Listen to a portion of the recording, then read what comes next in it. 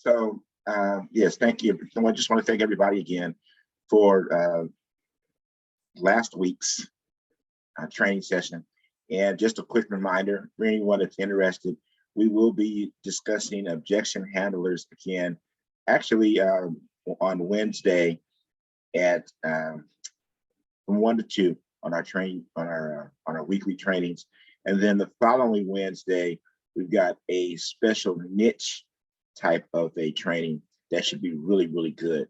I'll give you guys more details about that later on. But to answer some of the questions that we had in the chat and in talking now. So one question that we had here was, what should I say when people are asking me what's going on, what's going to happen in real estate? Can prices continue to go up? You know, so my answer to that normally is pretty standard. You're going to get the standard, I don't have a crystal ball type of an answer. I don't, we all, if we had a crystal ball, I'd be rich and all that, that thing. But in a regular conversation, I think that sometimes your best answers that you're able to give someone come from questions.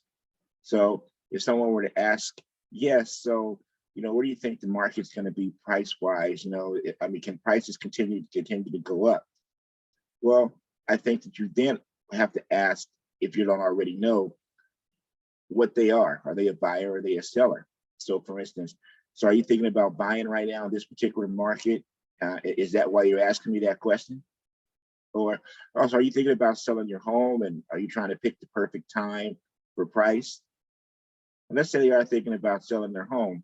Then, the question is, well, why would you sell it at this particular point? Or, well, if you did sell it, where would you think about going?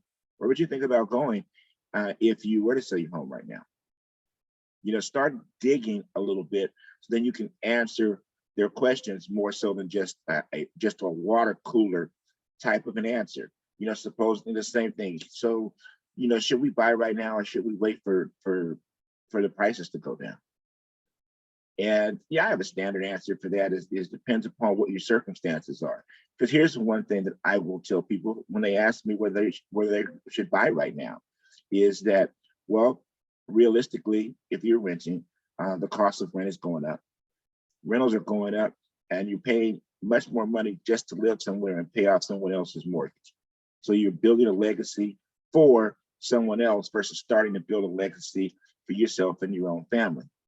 In addition to that, it really doesn't matter, quite honestly, what the price you pay. It really doesn't matter what the interest rate is. What matters is your monthly obligation, meaning this: you're going to pay to live somewhere. So can you afford the monthly payment, and can you sustain the affordability for a while? So what do I mean by that?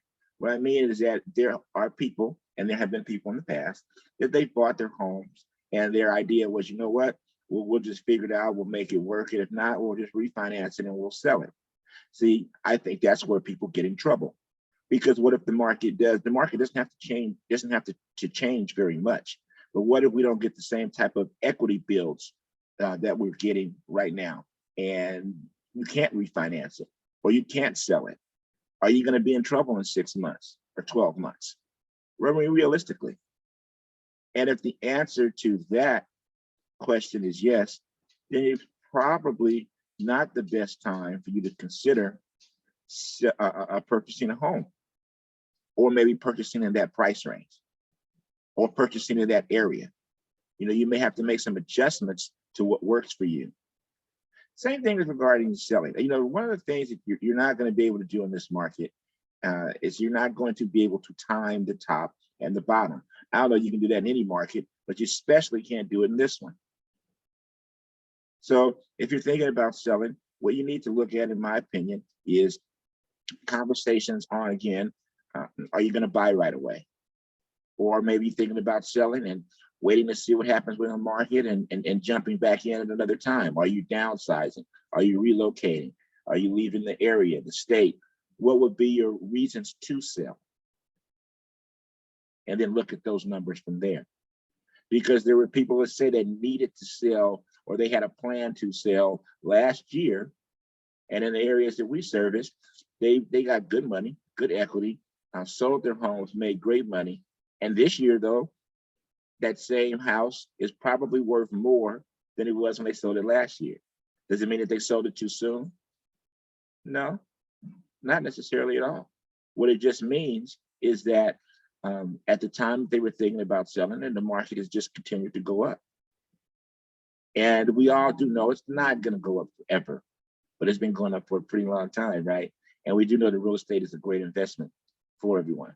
So those are my answers to those type of things. I think that one of the things that you need to learn how to do, again, is to ask questions and to have conversations versus just like scripts and dialogues and all that. Have actual conversations with people when you're discussing whatever it is for them and their needs in real estate.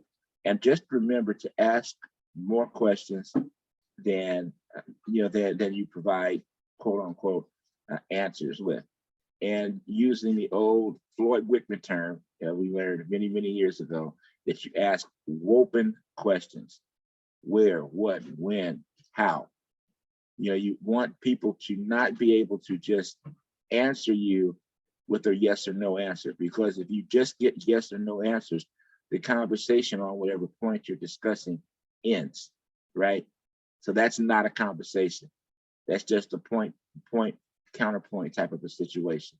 So anyway, thanks again for those that attended the last meeting, the last training. And we have this training coming up this Wednesday, again, from 1 to 2 p.m. And we have another one scheduled the following Wednesday. We'll keep you in touch.